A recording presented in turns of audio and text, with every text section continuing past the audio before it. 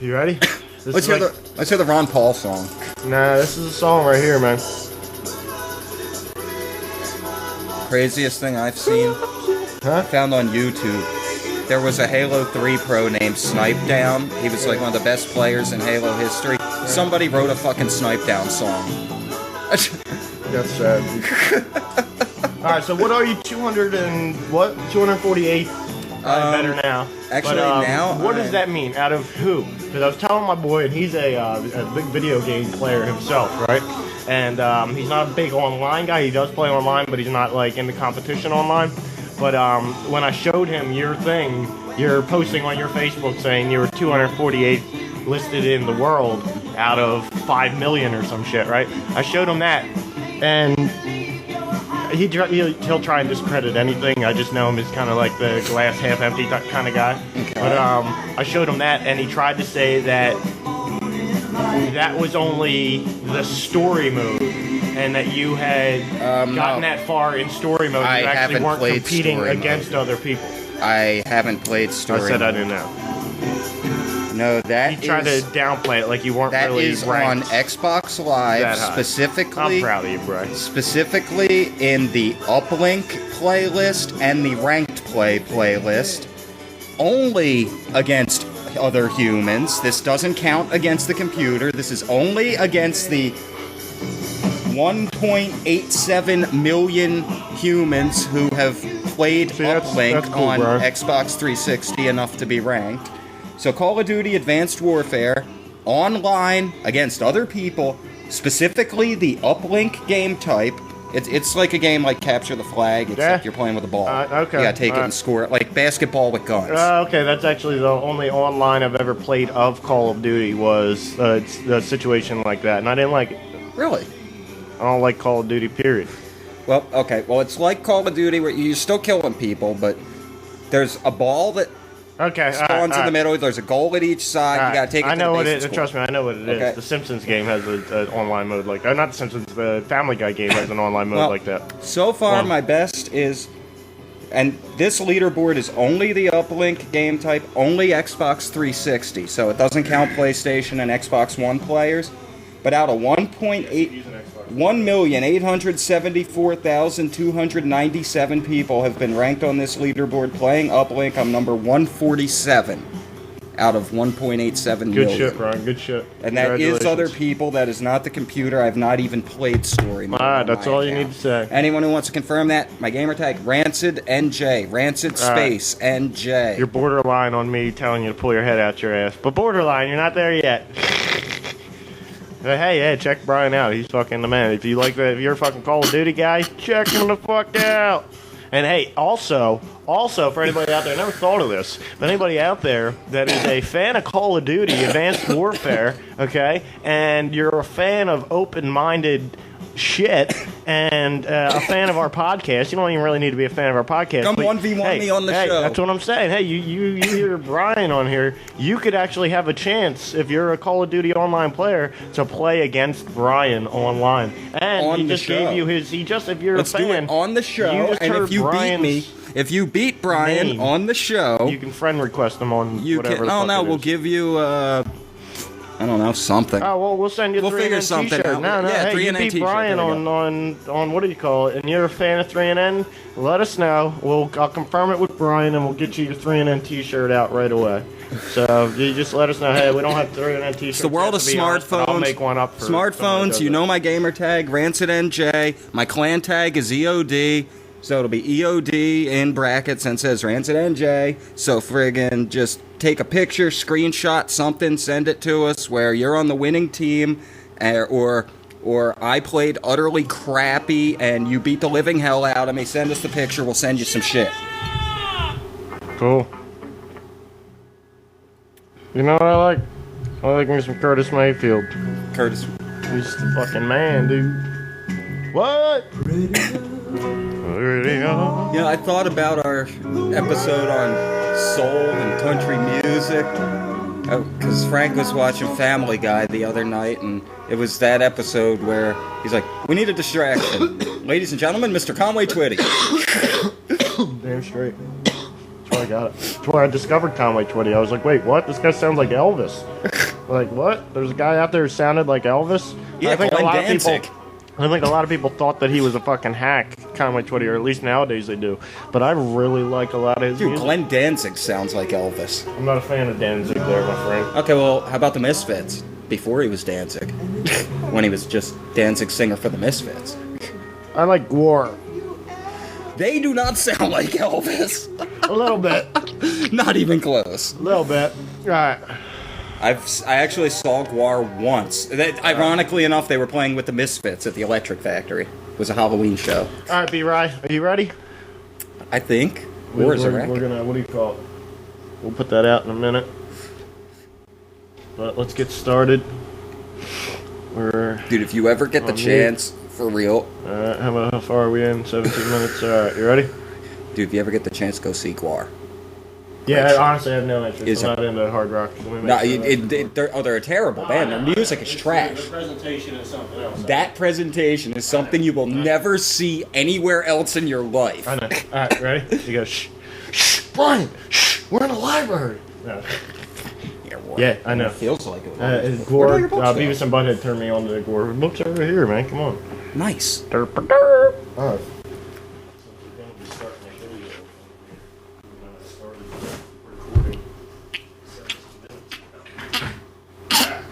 Try not to do that for the next couple minutes, or next 60 seconds. I'll wait till you pass it. Back away from the mic. Alright, you ready?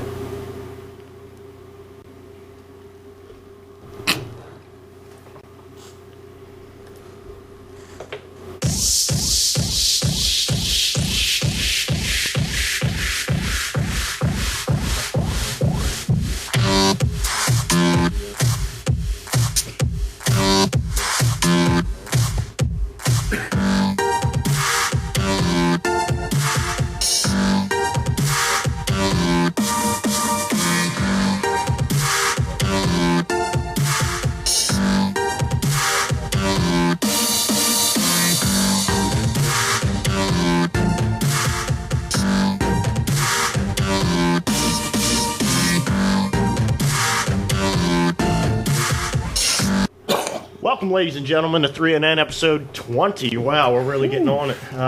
We're almost of age. We're getting there, Brian. We're almost of age to be legally drinking.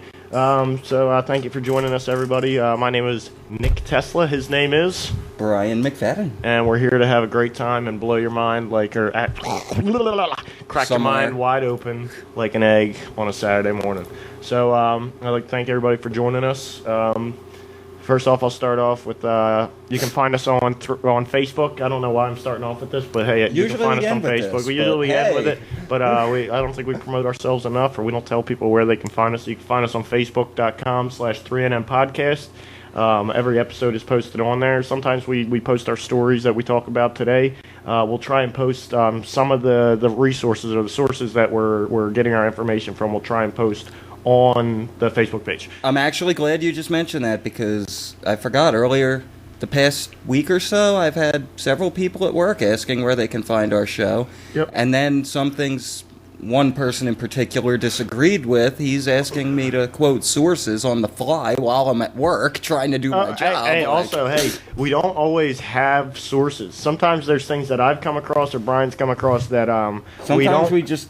It's something we remember, and it's not something that we actually have the sources available for. We don't really remember the sources. And on that same exact note, anytime we put information out there, we want everybody to know that information, we are not the end-all be-all for that information, and we say that information is the 100% guaranteed. No, well, not I don't want to say truth because Snopes. it's not like we're lying. Well, Snopes is the Snopes is a husband Snopes. and a wife that use Google and then use their own judgment to decide what's true or not. That's Snopes that everybody relies on so much. Yeah, pretty much. But we're not right all the time, and that's the thing. It's not that we're trying to give you the truth all the time, but for the most part, we don't know.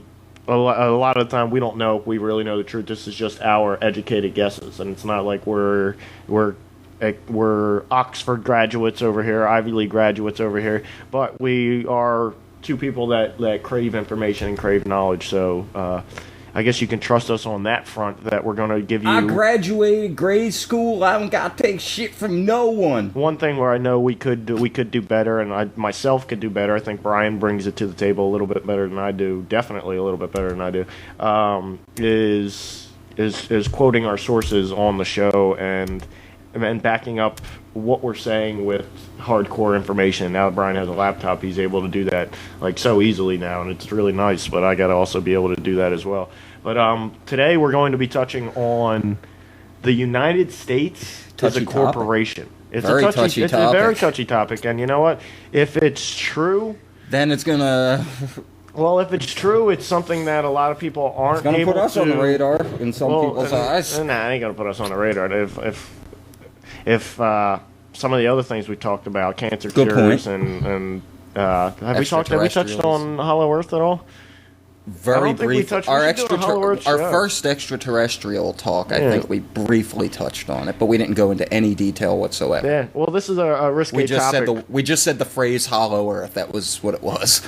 Yeah, well, this is a risque topic, kind of like those, but this is also one that my personal belief on, before we get into any of it, my personal belief on it is there's so much to read and so much to delve into on this, and so much, I don't want to say speculation, because some of it could be fact, and it's not really speculation, it's actually the facts of what the truth is, you know what I'm saying? It's the cold, hard facts. But this is one of those really touchy ones where... It's where do you begin? Well, it's where a lot of people are scared to even talk about it, because I don't know if they're able to understand. That's where we're able to talk about it, and we're willing to talk about it, but we're also willing to say that I don't believe either of us, and I'm not putting either of us down, but I don't believe either of us is really smart enough to really fully understand the legal side of this and what the legal side of it truly is, because we can have a lot of legal mumbo jumbo spit out to us and supporting both sides, one that it's a corporation and one that it's not, and that legal mumbo jumbo can convince us one way or another that the United States is or is not a corporation. You know, just to back up what you're saying right now, one of my tabs I've pulled up is theunjustmedia.com. I'll quote my sources. Okay. And like the second paragraph on here starts off, some people do not understand that one word or two words difference in any legal document do make the critical difference. Now, yes, that is true, and I've heard that. That's always, anytime you're looking into is the United States a corporation, or the United States is a corporation, whatever, anytime you're looking into that, that's one of the first things you're always going to be presented with, and that's one of the first arguments that are made. I don't want to say it's an argument, but one of the first reminders to you is that when it comes to legal terms and legal definitions, capitalization matters, and every word. Yeah, capitalization of every word, depending on whether or not it's capitalized, matters in the legal definition. And I've looked into that somewhat myself. Trust me, I looked into this topic for a good year straight myself. Not like straight every single day looking into it, but probably once a week for a year straight. I was looking into this and reading an article here, reading a website here and there, and trying to look at both sides. For the first couple months that I was looking into it, I was just reading about it being a corporation. It was like, wow, like this needs to be told to everybody. Everybody needs to know that the United States is a corporation and it is not what we thought it was. It's not a true country like we think it is. But I looked into the other side of it and the other side of the arguments, and you know what honestly it reminds me of is, and this is another thing we'll have to touch on one day, is the United States, or the IRS, and income tax. Now, I've heard that the IRS is unconstitutional and illegal, and I've also heard that the income tax is unconstitutional and also was never legally ratified or legally put through the legislative process to actually be processed and completed as being a law or being a requirement on the American citizens. And if you focus on, just like on anything, if you focus on one side of the argument, anything that there's two sides of an argument on, if you focus on one side of the argument and just that, and you truly want to believe that, you can convince yourself that one thing is true. You know, you can convince yourself that income tax has to be real. You know, it has to be, there's a law for it. You know what I'm saying? But you can also look into just as much about income tax and find out that, oh my God, maybe there isn't a law for income tax, and maybe that is illegal, and you shouldn't be paying income tax. Well, part of the problem when you look into anything is that in this day and age, if you go in with a preset mindset of I believe this, no matter what, you will find somewhere, someplace, some sort of evidence that backs up your position, and your mind will automatically disregard everything else you see. Yeah. Well, one thing that I found with the United States as a corporation is more so than with other things, a lot more so than with other things, is it's almost like UFOs and certain UFO stories and things like that, is that the phrase saying the United States is a corporation is something that there's a lot of silence on. You know, in the activist, in the conspiracy theory, in that whole, it's almost like, and you hear a lot more about sovereign citizenship and sovereign citizens, and they kind of tie into each other a little bit, or that your birth certificate is worth billions. You know, that when you hear that one sometimes, you're like, what the fuck? Well, I heard someone tell me, kind of tie into each other. I've never tried it. If somebody wants to try this, let me know. Apparently, you can take your birth certificate and look contact up the bank. your look up your social security number on the stock market, and that's your birth certificate. Oh, it is. It's not your social security number, your birth certificate. It's pretty interesting because if what I've heard is, and I haven't. Your pay rate is supposed to be based on that, and it's supposed to continually go up and never down. Oh, it's not a pay rate. I don't know. I heard it was a while ago. Your birth certificate is a bond, basically. When you're born, a bond is created in your name for your corporate name, and that's where it's like the straw man, that whole thing. Okay. Like you can get really deep into all this, and like I have a page on Facebook if anybody wants to check it out called Truth Made Simple. If you just want to search Truth Made Simple, you'll find a page. It's not a group, no, it's a page. But if you search for it, you'll find it, and it's really got some pretty interesting stuff for anybody interested in looking into sovereign citizenship and other things like that. And for some reason, our fucking video went out again. What the hell? Yeah, but what was I saying? Yeah. Truth Made Simple. Yeah, Truth Made Simple. .com or .org? Because there's two different sites. No, it's not a .com. Oh. Interesting, because... phone storage is full, bro. Unavailable. Oh. Did you forget to clear the memory last time? Well, it's recording now, so maybe it's recording onto something else. Alright, Okay, terrific.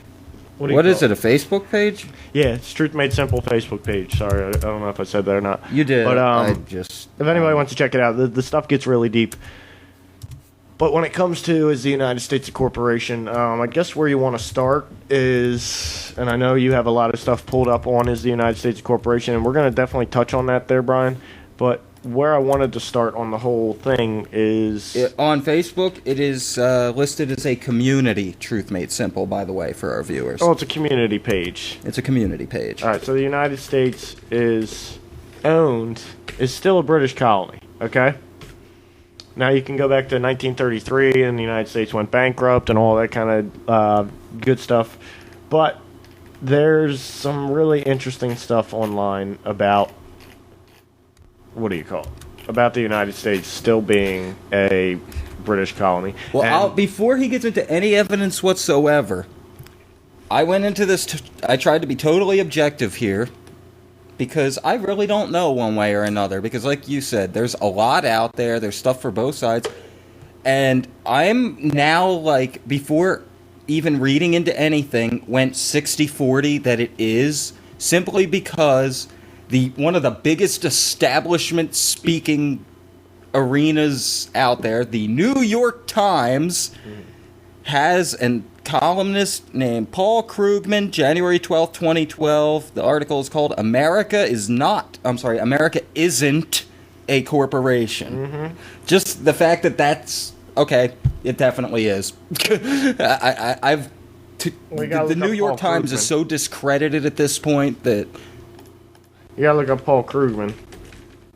He's done a lot it's an opinion page. He's an op-ed columnist. Yeah, Paul Krugman. Let's see if I can get a picture of him. I'm thinking I know who it is. Yeah, look, that's Paul Krugman. Yeah, we all know him. That's the guy. Yep. He's a goofball, man. Yeah. He's kind of an idiot. It's the New York Times telling you it's not. I'm not even going to get into anything they wrote because he's not really getting into the facts and numbers and documents that all the ones that say it is are getting into. He's just sitting here arguing, oh, the richest 1%, blah, blah, blah. He's keeping it so open. What's the phrase I'm looking for? He's not narrowing anything down. It's so broad the way he's going into it that everyone's getting grouped. That's what I've kind of found is, like, you find out with a lot of, I don't want to say conspiracy things, you find out with a lot of corruption things and things like that the media isn't really touching on right, is you start looking into it and you find that the facts are, well, there's reports from both sides of it, and you find out quickly which side is trying to bullshit you, and you find out quickly which side is really giving you the facts and backing up their information with actual facts and sources. Well, this is when you know you're getting bullshit. Here's a quote from the article. Why isn't a national economy like a corporation? For one thing, there's no simple bottom line. For another, the economy is vastly more complex than even the largest private company. That's his argument to why the U.S. isn't a corporation. Yeah. Really? We're jumping five steps ahead. We're jumping 5 steps ahead. I don't even want to talk about the arguments to why. He's completely wrong. Exactly. He's completely wrong. Throwing that. But I don't even want to touch on the arguments of why. I know you got better stuff than that on why. Why it is. People's arguments why it's not as well. I want you to also find if while I'm reading this, if you want. I want you to find arguments for why it's not, because I have also seen good arguments for why it's not. I've seen and legal arguments, and maybe that's what you want to find is type in the United States is not a corporation legal argument or legal bias or basis, not bias, basis. Okay. Legal basis? Yes, the United States is not. Don't put isn't. But the United States is not a corporation legal basis. Okay. Try putting that in, but I don't want you to start reading anything, or I don't want you to start telling me what you found. I don't want don't get into that. I want to read this because this is where it starts, and this is where a lot of people you come back to is when it comes to the United States as a corporation. It's like, okay, well, if the United States is a corporation, then who set up that corporation? Who really owns the corporation? Because every corporation has owners and has board members and all that, and stockholders and all that. So who really owns the United States, or who at least originally owned the United States until we went bankrupt in 1933 and we were sold, stock was sold to all these other countries and the IMF and World Bank and whatever, what have you. Okay? So, and the IMF and World Bank come into play when you're talking about all this. The IMF and World Bank come into play. And most normal people, you talk to them about the IMF or the World Bank, unless you're a business person, they're not fully aware of what the IMF or the World Bank is. They're maybe just barely aware of what the Federal Reserve is. And you're lucky if they know what the Federal Reserve is. And you're not going to find many everyday people that know what IMF and World Bank just are. About everyone knows what the Federal Reserve is. They just don't know really what it does or how it works or how money's actually created. Yeah, well, there's a lot of people there's a lot of everyday people. Like, if I were to ask my mom, and I'm not saying my mom's stupid because my mom's not stupid, okay? But if I were to ask my mom, what's the Federal Reserve? There's a very good chance she may not know exactly what it is or be able to tell me what that does. Might not even be able to tell me that they put out our money or that they're written on our money. She might not even be able to tell me that. So and my mom's not a stupid person. There's just many everyday average people that are not well versed on politics or even the government system. You know what I'm saying? The executive branch, it's like my mom's been out of school for 40 years, 50 years, maybe not 50 years. My mom's been out of school for 30, 35 years, 40 years. She doesn't understand, or she doesn't understand. She doesn't really remember the executive branch, the legislative branch, the judicial branch. Yeah. She doesn't understand. She doesn't really remember it all. So, and it doesn't matter to her. It doesn't affect her in her everyday daily life. She hears it on TV and it goes in one ear and out the other because that's not what matters to her. You know what I'm saying? She's got her reality TV shows and crap like that she likes to watch. And, you know, that's on her, right? You know, that's up to her, like, to each their own, right?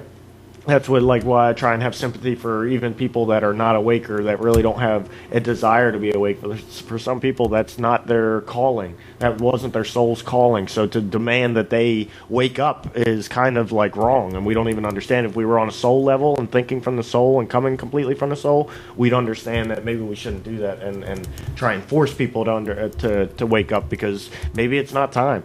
Maybe it's there's many souls still here that don't want to wake up, and the souls themselves don't want to wake up and don't have to wake up. You know what I'm saying? On a soul level, not everybody has to wake up because maybe it's not time yet. Maybe if everybody woke up right now, a revolution would just get squashed and it would turn into like a Holocaust type situation or something crazy happening, some sort of nuclear war or some crazy shit. Well, we might still get that nuclear war. We might, but there's a whole bunch of possibilities. So anyway, let me get into the United States is still a British colony. This is from the ForbiddenKnowledge.com. I cannot find any argument that it's not. No, hey, if I gotta find it, because you got a lot of arguments up for why it is, right? That's all I'm finding. Okay, then I'll find it. Well, while you're touching on them, I'll find it. But let me touch on this real quick because this is really the beginning. Even if it doesn't touch on that the United States is a corporation United States Corporation Agents Incorporated phone number. United States Corporation Agents Incorporated LegalZoom page. Like, really? No, Brian. United States Agents Incorporated. There's many companies out there that is called the United States blah blah blah. There's the United States Mattress Company. It's the associated out there. links. Exactly. At the bottom of the That's page. what I'm saying. There's the United States Mattress Company out there. There's the United States what do you call it? A United States Chemical Company out there. You know what I'm saying? These companies are not United States Steel, U.S. Steel, right? There's companies out there that are not owned by the United States, but have the United States name. It's just like the federal name. You can have Federal Reserve, you know what I'm saying? You can have Federal Donuts. I think there's Federal Donuts in Philly. Okay. Brian.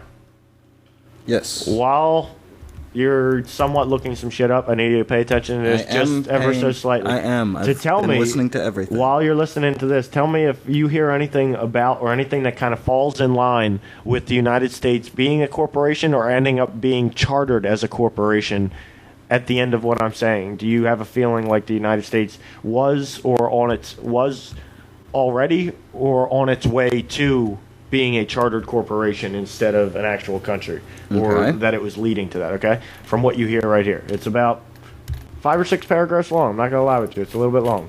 It's actually a little bit longer than 5 or 6 paragraphs, but it's definitely worth reading. All right? I'm going to try and get through as quick as I can and try and pay attention, all right? Okay. All right. The trouble with history is, this is also on the ForbiddenKnowledge.com/hardtruth/United_States_British_colony.htm. All right, so anybody that wants to look it up, you can go check it out. I'll try and put the link underneath on the YouTube video. All right. The trouble with history is we weren't there when it took place, and it can be changed to fit someone's belief and or traditions, or it can be taught in the public schools to favor a political agenda and withhold many facts. I know you have been taught that we won the Revolutionary War and defeated the British, but I can prove to the contrary. I want you to read this paper with an open mind and allow yourself to be instructed with the following verifiable facts. You be the judge, and don't let prior conclusions on your part or incorrect teaching keep you from the truth. Okay? Okay. I've actually read this article, but continue, please. Okay. So this is, and you'll understand where I'm coming from. All right. I, too, was always taught in school and in studying our history books that our freedom came from the Declaration of Independence and was secured by our winning the Revolutionary War. I'm going to discuss a few documents that are included at the end of this paper in the footnotes. The first document is the first charter of Virginia in 1606, footnote number 1. Remember, you can see all this on the link I gave you earlier. In the first paragraph, the King of England granted our forefathers license to settle and colonize America. The definition for license is as follows. Now, keep in mind that I ended last week's show with saying George Washington was a British agent. Okay? Yes, you did. Now, he was one of our main forefathers, our forefather, if you could say. All right? Now, this is the definition for license. In government regulation, authority to do some act or carry on some trade or business, in its nature lawful but prohibited by statute, except with the permission of the civil authority or which would otherwise be unlawful. Bouvier's Law Dictionary from 1914. Keep in mind, those that came to America from England were British subjects, so you can better understand what I'm going to tell you. Here are the definitions for subject and citizen. In monarchical, whatever. Monarchical, whatever. Monarchical, I guess. Monarchical governments by subject is meant one who owes permanent allegiance to the monarch. Bouvier's Law Dictionary, 1914. Constitutional law, one that owes allegiance to a sovereign and is governed by his laws. The natives of Great Britain are subjects of the British government. Men in free governments are subjects as well as citizens. As citizens, they enjoy rights and franchises. As subjects, they are bound to obey the laws. The term is little used in this sense in countries enjoying a republican form of government. Swiss Natural Insurance Company versus Miller, 267 U.S. 42, 45 SCT 213 69. That's a Supreme Court trial. LED 504 Black's 5th edition. Okay, so you can fucking... That's a Supreme Court rule. But you can find it in Black's 5th edition. Exactly. It looks like it is a U.S. Supreme Court. All right. I chose to give the definition for subject first so you could better understand what definition of citizen is really being used in American law. Below is the definition of citizen from Roman law. The term citizen was used in Rome to indicate the possession of private civil rights, including those accruing under the Roman family and inheritance law and the Roman contract and property law. All other subjects were peregrines, but in the beginning of the 3rd century, the distinction was abolished and all subjects were citizens. 1. Sell Essays in Anglo-American, LH 578, Bouvier's Law Dictionary, 1914. Okay, little confusing. You see how like it can get you like, okay, Yeah. all right, let me try and follow this. I'm trying to keep this shit in my head. All right, let's continue. Yeah. The king was making a commercial venture when he sent his subjects to America and used his money and resources to do so. I think you would admit the king had a lawful right to receive gain and prosper from his venture. In the Virginia Charter, he declares his sovereignty over the land and his subjects. In paragraph 9, he declares the amount of gold, silver, and copper he is to receive if any is found by his subjects. There could have just as easily been none, or his subjects could have been killed by the Indians. This is why this was a valid right of the king. Juru Coronet, in Right of the Crown, Black's 4th edition, the king expended his resources with the risk of total loss. That's why it would be fun to have a lawyer try and like pronounce these words, because you'd be like, yeah, I know that. All right. Yeah, right. If you'll notice in paragraph 9, the king declares that all his heirs and successors were to also receive the same amount of gold, silver, and copper that he claimed with this charter. The gold that remained in the colonies was also the king's. He provided the remainder as a benefit for his subjects, which amounted to further use of his capital. You will see in this paper that not only is this valid, but it is still in effect today. If you will read the rest of the Virginia Charter, you will see that the king declared the right and exercised the power to regulate every aspect of commerce in his new colony. A license had to be granted for travel connected with transfer of goods, commerce right down to the furniture they sat on. A great deal of the king's declared property was ceded to America in the Treaty of 1783. I want you to stay focused on the money and the commerce which has not ceded to America. This brings us to the Declaration of Independence. All right, so up to that point, I'm confused as all hell, Brian. I'm confused See, as all hell. what really stands out there that people need to realize? They're going to say, oh, we weren't a country yet. He just said 1783. We became a country. We declared independence from Britain, that we're free from these people. We're not paying their taxes or anything after 1776. That was the Revolutionary War. Well, after that, yeah. So we've already become a country, and now we're starting to see these things happen. Well, by 1783, most of the king's property, declared property in America, was ceded to America in the Treaty of 1783. Okay, Sure. So that's what that means. That doesn't mean that by that time, it does like what I guess what this paper is eventually going to get to and tell us is that up to this point, yes, up to this point, they're just trying to give backstory, but up to this point, America is still run by the British. Even though America has declared its independence, it's still run by the British. But it is telling us there what we probably already know, or what people who already know the full history of America, the full history of the Revolution, and the all the treaties of America that America signed and everything like that, especially with Britain. That tells you that in 1783, all the king's property and gold and everything like that was in America, declared in America, that was declared his, they ceded to America, okay, in 1783. See, now what's interesting to me, though, at this time, we're dealing with the British monarchy, the king, the crown, when most, I'll say 95% of what's out there all says it's actually not the crown, it's certain international bankers and portions of the aristocracy of Europe. Okay, yeah, but what you got to understand is this isn't getting that deep into who runs Britain.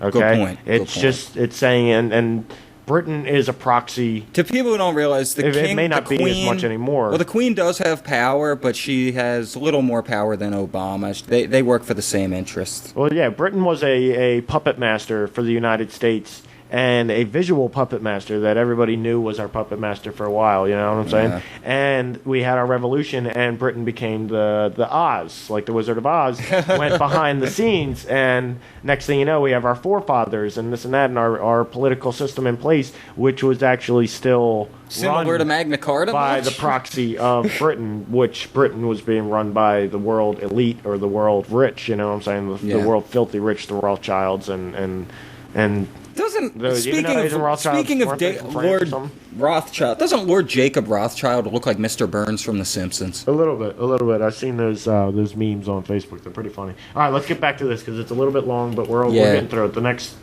I think we'll get to the halfway point pretty quick.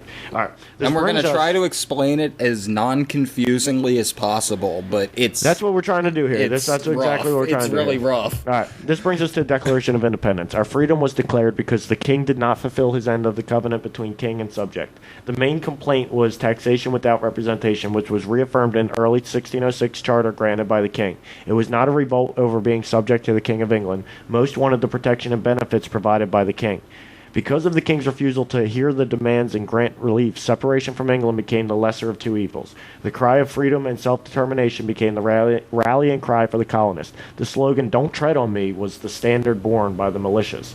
The Revolutionary War was fought and concluded when Cornwallis surrendered to Washington at Yorktown. As Americans, we have been taught that we defeated the king and won our freedom. The next document I will use is the Treaty of 1783, which will totally contradict our having won the Revolutionary War. All right, now there's a footnote on there, so remember, people, check it out on forbiddenknowledge.com. All right, I want you to notice in the first paragraph that the king refers to himself as Prince of the Holy Roman Empire and of the United States. You know from this that the United States did not negotiate this treaty of peace in a position of strength and victory, but it is obvious that Benjamin Franklin, John Jay, and John Adams negotiated a treaty of further granted privileges from the King of England. Keep this in mind as you study these documents. You also need to understand the players of those that negotiated this treaty. For the Americans, it was Benjamin Franklin, Esquire, a great patriot and standard bearer of freedom, or was he? His title includes Esquire. An esquire in the above usage was a granted rank and title of nobility by the king, which is below knight and above a yeoman, common man. An esquire is someone that does not do manual labor as signified by this status. See the below definitions. Esquires, by virtue of their offices as justices of the peace, and others who bear any office of trust under the crown, for whosoever studieth the laws of the realm, who studieth in the universities, who professeth the liberal sciences, and who can live idly and without manual labor, and will bear the port, charge, and countenance of a gentleman, he shall be called master and shall be taken for a gentleman. Blackstone Commentaries, page 561 to 562. All right. Esquire in English law, a title of dignity next above gentleman and below knight. Also a title of office given to sheriffs, sergeants, and barristers at law, justices of the peace, and others. Black's Law Dictionary, 4th edition, page 641. All right, Benjamin Franklin, John Edwards, and John Jay, as you can read in the treaty, were all esquires and were the signers of this treaty and the only negotiators of the treaty. The representative of the king was David Hartley, Esquire. Benjamin Franklin was the main negotiator for the terms of the treaty. He spent most of the war traveling between England and France. The use of Esquire declared his and the others' British subjection and loyalty to the crown. In the first article of the treaty, most of the king's claims to America are relinquished, except for his claim to continue receiving gold, silver, and copper as gain for his business venture. Article 3 gives Americans the right to fish the waters around the United States and its rivers. In Article 4, the United States agreed to pay all bona fide debts. If you will read my other papers on money, you will understand that the financiers were working with the king. Why else would he protect their interest with this treaty? And we have seen that the financiers were all the same in all of the wars. Yeah. Have always been. And in the Revolutionary War... Same 6 or 13 families. In the Revolutionary War, Britain financed both sides. All right. So, you ready? I wonder if you have seen the main and obvious point. This treaty was signed in 1783. The war was over in 1781. If the United States defeated England, how is the king granting rights to America when we were now his equal in status? We supposedly defeated him in the Revolutionary War. So why would these supposed patriot Americans sign such a treaty when they knew that this would void any sovereignty gained by the Declaration of Independence and the Revolutionary War? If we had won the Revolutionary War, the king granted us our land The king granting us our land would not be necessary. It would have been ours by his loss of the Revolutionary War. To not dictate the terms of a peace treaty in a position of strength after winning a war, it means the war was never won. Think of other wars we have won, such as when we defeated Japan.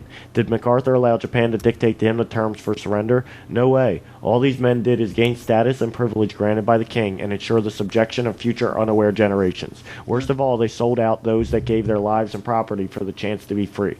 Now, when I think of that, or when I just read that, something that came to my mind immediately is war is a racket. Thinking about the money. It's all business and it's all money and it's all funneling the world's wealth to the top. You know, and I think there's been wealth redistribution in the past, over the past 1,000 or 2,000 years. There's been a wealth redistribution, and the wealthiest and the most elite that come about after that want to funnel the money up into their families. Over generations, they want to funnel all that money up into their families. And to anyone sitting at home right now saying, "Wow, that's pretty messed up. Who are these people?"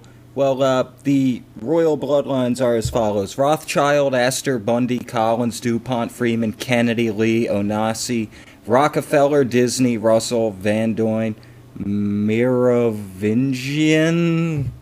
and Reynolds. Okay. Just throwing that out. There's a few more families that I know are. Oh, there's over, people marrying and all that kind of crap. Well, there's other. The there's original a couple other ruling. You did say the Rockefellers, right? Rockefeller, There's yes. like number 2 you said, right? All right, let me... the obvious ones are all there. Rothschild, DuPont, Rockefeller. All right, so we're going to touch on this. We're almost done.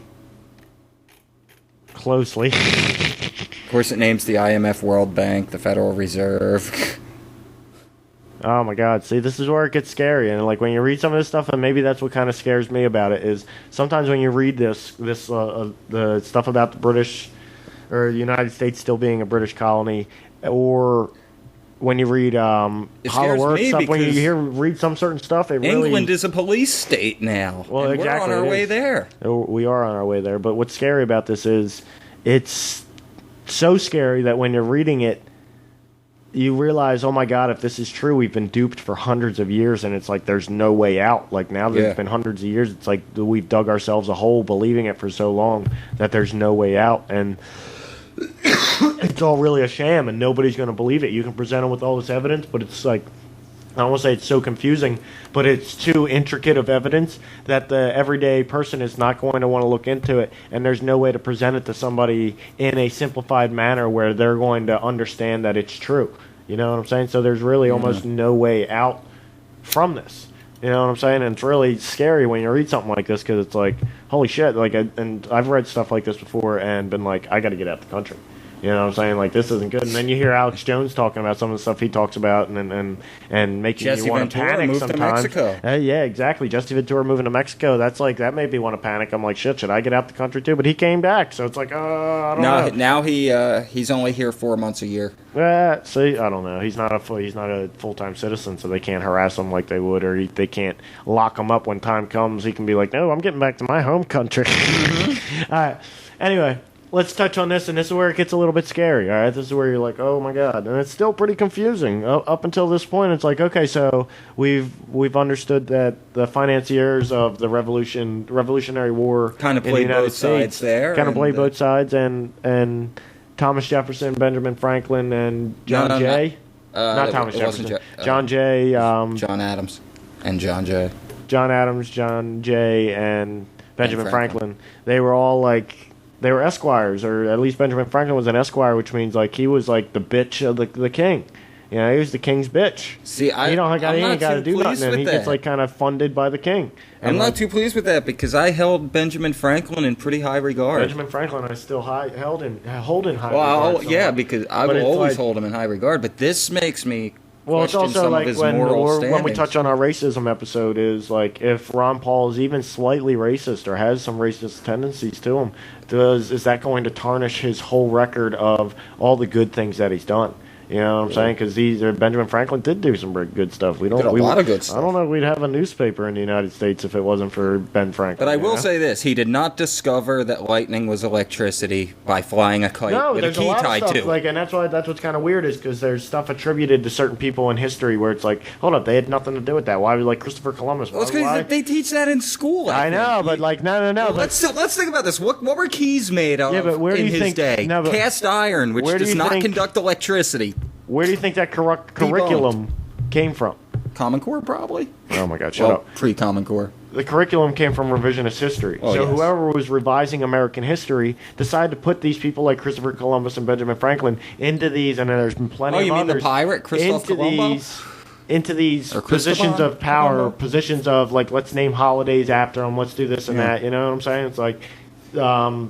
we're worshiping a pirate on Columbus Day that butchered several people, millions of people, thousands, hundreds, whatever. But it makes you realize, like, hold up, but he did actually, but that's what I'm saying. Christopher Columbus I could give two shits about, but Benjamin Franklin, maybe we shouldn't be looking at him as a founding father of our country and this and that, knowing what we're learning right now. But there was still some good stuff about him. Even if he was a traitor, I don't know if I really like him nearly as much as I ever did before, but there's still good quotes that come from him, a penny a day saved away or something, or what do you call it? It's not a penny a day saved away. I don't know what the fuck it is, Brian. All right, so we're just gonna read on. So we're fraternal brothers, so I'm questioning his morality at this point. Well, it also makes you question George Washington. Well, it makes you question Freemasonry, and I know you're an admitted Freemason, and I know that's not something we really touch on too much on this show. And like, I'm not 100%. I'm not actually really I don't want to say an any percent. There's a part of me that does, but I'm not a huge percentage believer that the Freemason is an evil organization. And there's a lot of people who are 100% beliefs of that. And like, I can't do that. Like, there's Freemasonry in my family history, and I don't want to believe that. And I'm not saying that it's not possible, but I don't want to believe that somebody in my family was involved in an evil organization or anything like that. And my true belief is that 99% of Freemasonry is not evil, and it's just like it's like a fraternity. But there is a 1% part of it that at the highest echelons of Freemasonry, that's a belief I do hold, is that there's a 1% part of it. But it's also like, you can call them Zionist Freemasons, you know what I'm saying? Where it's like, these people might be in high positions of power in Freemasonry, but they don't stand for what 99% of Freemasonry actually stands for. They stand for something else, and they think they stand for the true Freemasonry, but in all reality, true Freemasonry is what 99% of Freemasons are doing. It's not what those 1% of evil people are doing that really aren't Freemasons and aren't the heart of Freemason. But maybe those are actually that group, in turn, from back in the day, did start Freemasonry, and the evil group did start it, but it ended up turning into something with a lot of good-hearted, good people in it, and they're not evil people. But the speculation that there is an evil history to it or evil past to it could be true. What bothers me is you hear a lot of people. There's a lot of crap on the internet about the Shriners hospitals for children being like places to abduct children and sacrifice them and crap like that.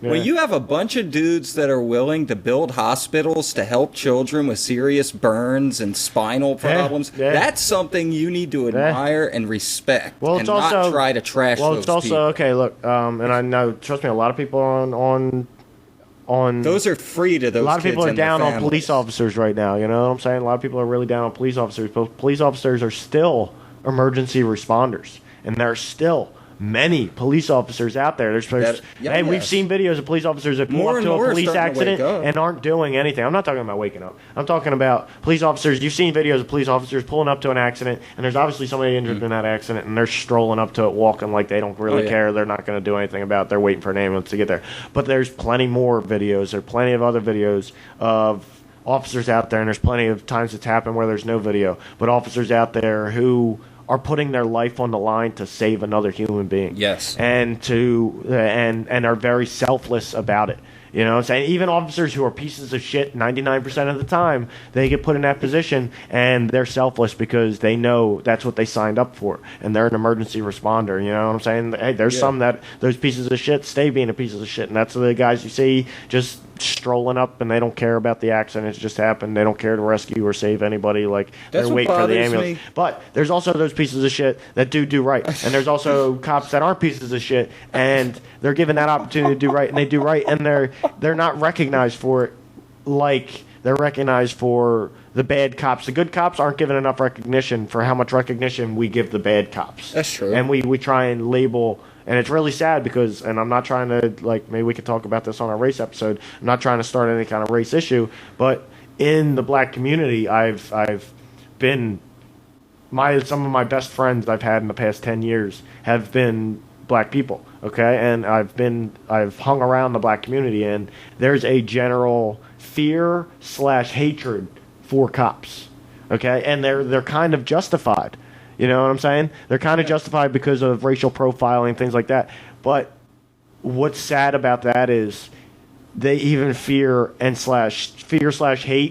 good cops. When they see a good cop, there's no, well, let's see if this is a good cop or a bad cop. It's immediately, almost 90% of the time, I'd have to say 9 out of 10 times, they see a cop and that cop's either scares them or exactly they don't like that cop and they're mad at that cop just because he's a cop. I mean, and it's like, that's what's sad, because there is good cops out there and there's bad cops at it, and the police system of racial profiling, things like that, have made it suck to be a good cop. Well, the militarization of the police, the training, the no hesitation training that they're receiving, the militarized training, that must make it suck to be a cop if you're trying to be a good cop. Yeah.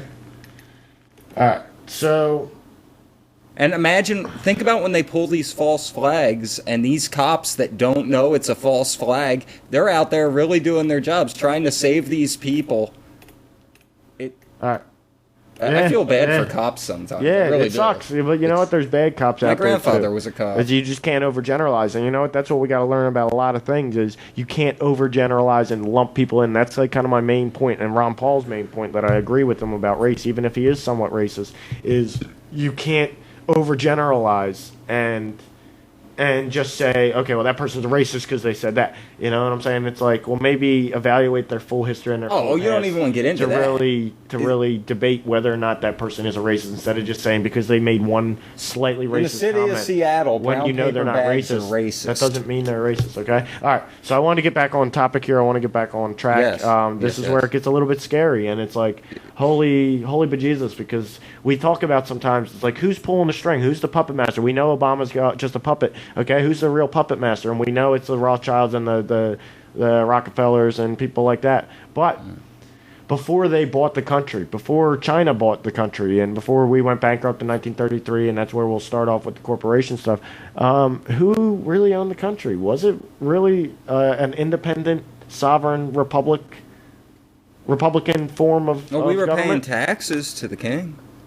But were we paying taxes to the king? Because after the revolution, after the revolution, after we gained our independence, that's what I'm talking about. After we gained our independence up until 1933, when we went bankrupt, who was in charge? Were we really in charge? I guess the president. Were we really in charge? I don't know. Especially when you learn that. Hold on. Especially when you learn that all presidents have been related. Yeah.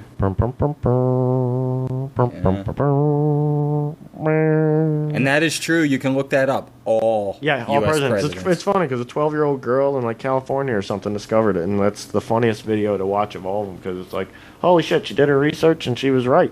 And she is right. Yeah, she's right. I think all of them except for Truman, maybe? I don't know. And even to anyone who's wondering how Barry Soetoro or Lobo there's an elite Soetoro's bloodline in the United States. No, actually, it's because Obama's real father is Frank Marshall Davis. But all right, Brian. All right, Alex Jones. Chill out. All right. Now, I don't know. We'll get into that whole topic a whole nother Yeah, that's an episode right there in and of itself. Who is Barack Obama? Well, no, because you know what? My beliefs on that is, my honest belief with you is that you're wrong. No, I actually think the Lolo Soetoro story does have something to it. The Lolo Soetoro story definitely has something to it. But I think there's still too much not known about Barack Obama. Yeah. Hey, there's a chunk of me, and the people are going to say I'm crazy. Somebody wrote a book. I forget what it's called. I forget who wrote it. I saw an advertisement for it pop up on Facebook. But one of the things that he has, like little FAQs at the bottom. Mm-hmm. Like things like, this book will touch on some of these topics and much more. Yeah. And one of the questions is, does Barack Obama represent the Illuminati? And his response is, no, Obama is part of something much, much worse.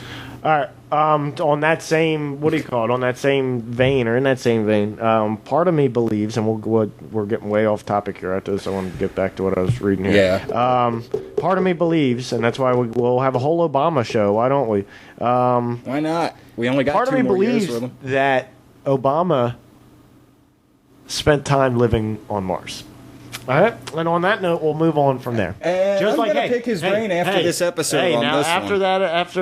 that, or what do you call it? The end of last week's episode. What did I tell you? Washington is possibly a double agent, or possibly Washington was a British agent, and Yep. Obama's been to Mars. And Yep. All right, so hey, I believe Hillary Clinton's an maybe I'm alien. looking for a little shock value. I don't know. This is stuff that's actually out there, and you can find information on it. And people who full on 100% believe it. All right, there's people. What was his name?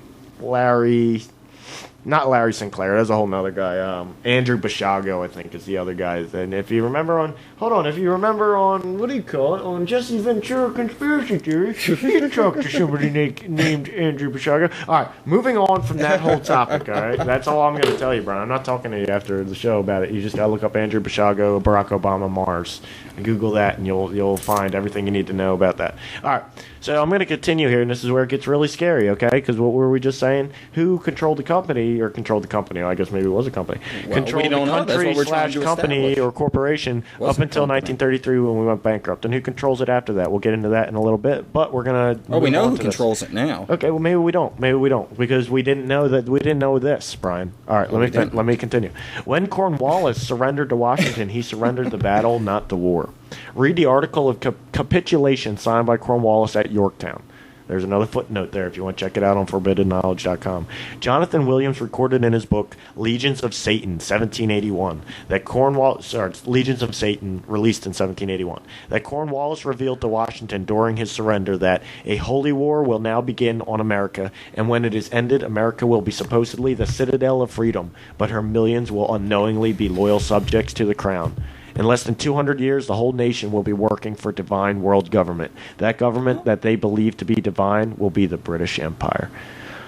All the treaty did was remove the United States as a liability and obligation of the king. He no longer had to ship material and money to support his subjects and colonies. At the same time, he retained financial subjection through debt owed after the treaty, which is still being created today, millions of dollars a day, and his heirs and successors are still reaping the benefit of the king's original venture. If you will read the following quote from Title 26, you will see just one situation where the king is still collecting a tax from those that receive a benefit from him, on property which is purchased with the money the king supplies at almost the same percentage.